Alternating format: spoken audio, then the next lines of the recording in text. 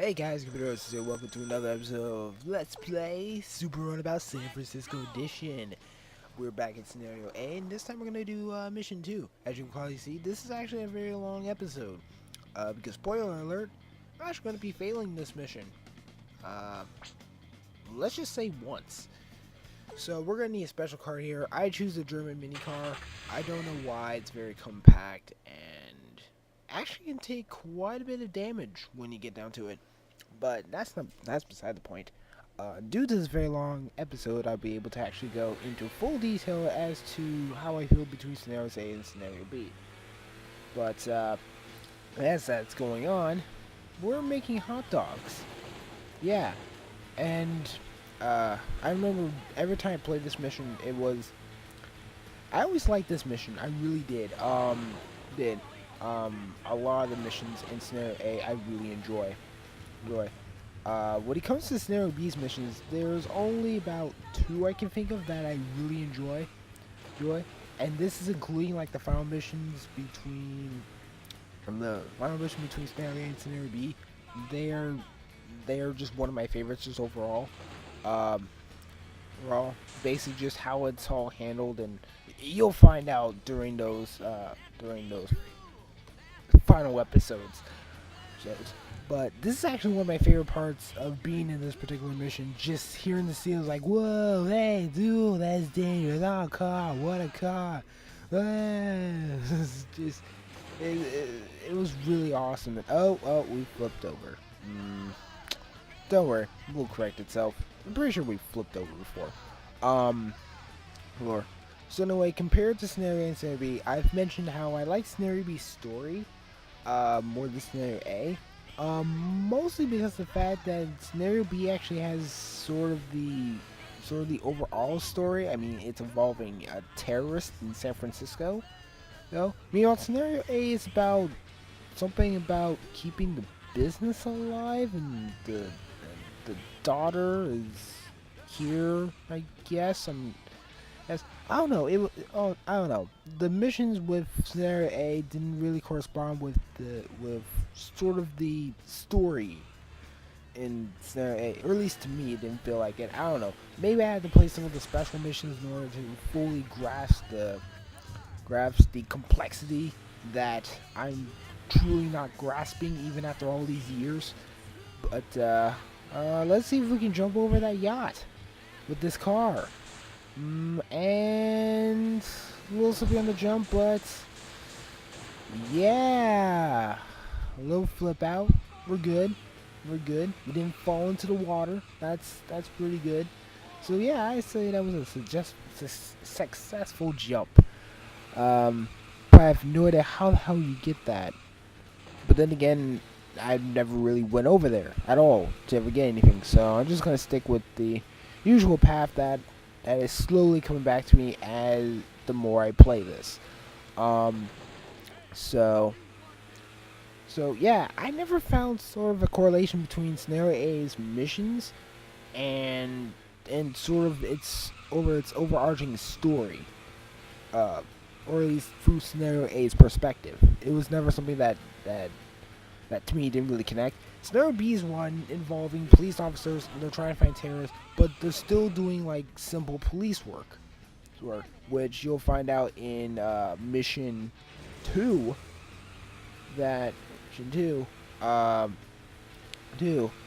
Especially where you start seeing these sort of crossovers between Scenarios A and Scenario B.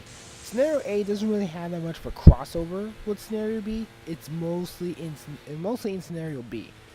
But the problem I have with Scenario B, and this is more of a personal problem, because whenever I say I have a problem with this, it's usually pretty personal, or it mostly heavily leans on the more personal aspect. And shit, we're going down that special area in San Francisco.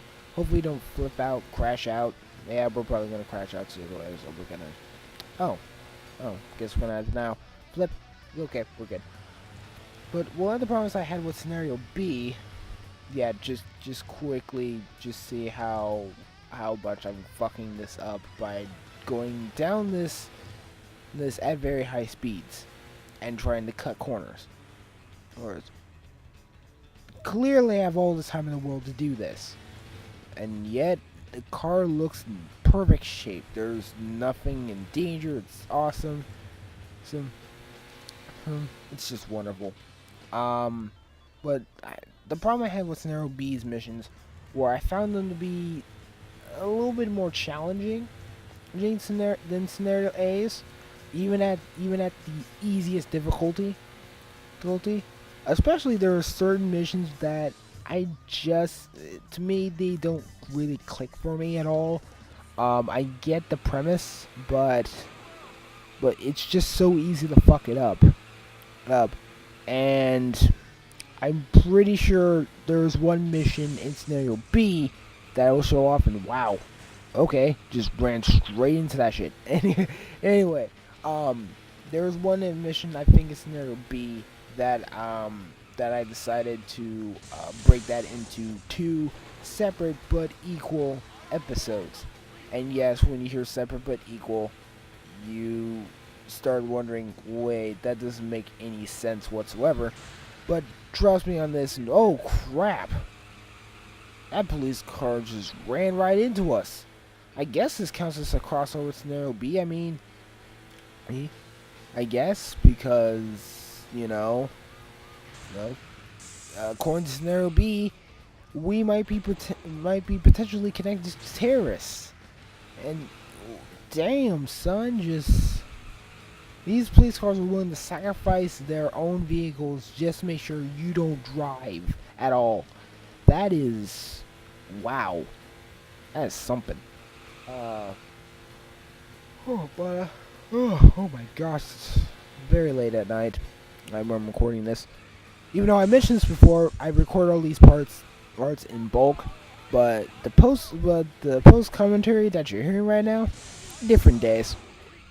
I just so happen to be recording this at night. Right, where I got my fill of playing non-stop Pokemon. Yeah. And already we reached mistake number 1. We have 30 seconds left, and I'm going to get that lettuce over there. Now, I've never been down here. This is actually my first time being down here. And now I know why I will never go back down here.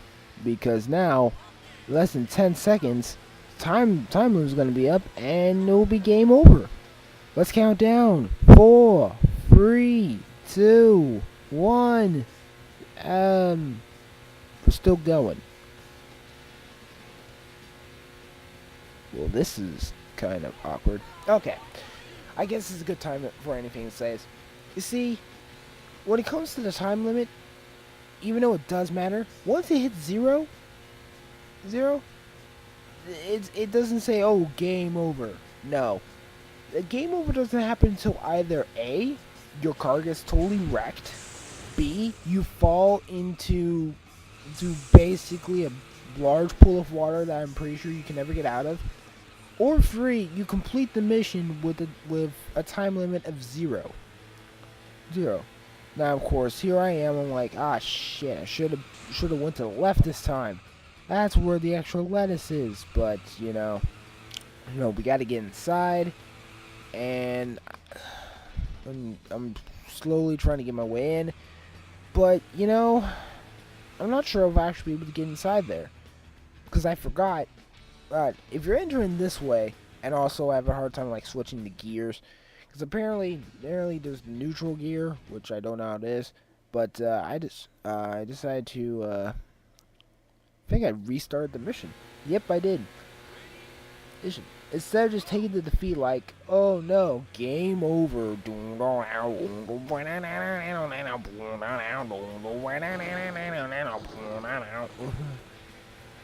I decided to just restart the mission. So, I mentioned that I like Scenario B's story a lot more than Scenario A, but I mostly like Scenario A's missions more than Scenario B.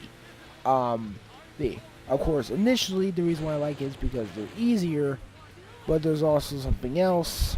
But also another reason why I like these is because I find them to be a lot more funner. In that sense. Now, I know there are secret missions you can unlock. I think there's a total of 2 or 3 for each scenario, but you have to do a certain condition, and for the sake of me, I don't know what those conditions are. I know I could look up game facts since I've mentioned, I'm gonna say multiple times, that I have that I've done some questionnaires, or at least I have an account with game facts. So occasionally I'll go in there, give people advice and tips and all that jazz. Yes, except the reviews. I have yet to write in a written review. I might do that for something. I don't know what that something is. You can lay out suggestions in the comments below. Oh, and I'll put that in consideration. Just keep in mind, it has to be a game. Just to lay out the playing field. You can, if you're going to suggest a game that I have not LP'd, don't be afraid if I say I've never played it. So yeah, you can base your suggestions on the Let's Plays I have up there. So there you have some sort of baseline as to what games I play so far. Also look at some of the Let's Play previews that I've yet to put in submission. Like this is the first one I've ever truly got down to try doing. There are a couple others that I want to do, but I can't do them just yet. I'll probably wait until winter break for a lot of you, and work from there. And so yeah, it's weird though. At least for me, it's kind of weird that I feel that way about both these scenarios. I have my own opinions for them. I think for the longest time I forgot that you can switch between scenario A and scenario B, because I remember when I was very young and I was first playing this, I had to choose between scenario A and scenario B. But after I got into scenario A, I'm like, I want to play scenario B, but I don't know how. And then I would turn off the Dreamcast, turn it back on, and then play through scenario B, and then complain that I can't switch off between scenario B and scenario A, and it would just repeat like that. In terms of Dreamcast wise, I should probably explain how I got the Dreamcast, since there's still time left. And look at that flip! That was a proud flip. I really enjoyed that flip. I really did. You know what? Fuck this police officer. Fuck it. Yeah. Come at me, police. Please? You think I'm a terrorist? Well, you're the one who's acting like a terrorist. Causing your fucking police cars at me. Shit. But anyway, that's beside the point. Oh my gosh, there he goes. It's just spin out of control. He doesn't even know what he's doing. But in terms of Dreamcast, how I got the Dreamcast, I was still in elementary school, and at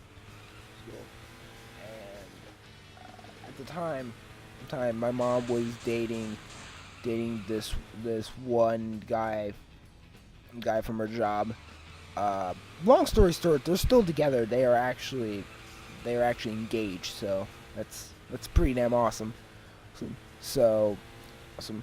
And of course the guy she was dating had a son. He's about no more than 7 years older than me. 7 or 8 years older than me.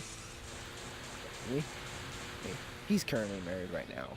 Married with 2 kids. Both female. But anyway, and at the time he decided to give away his Dreamcast, and so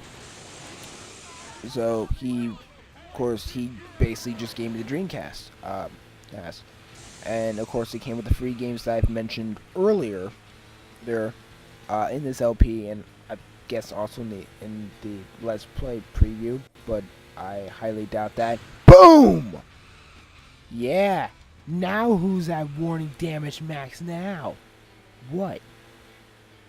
So of course it came with Super Runabout, San Francisco edition, Ready to Roll Boxing, Crazy Taxi. It was in that order, and I have not switched that order.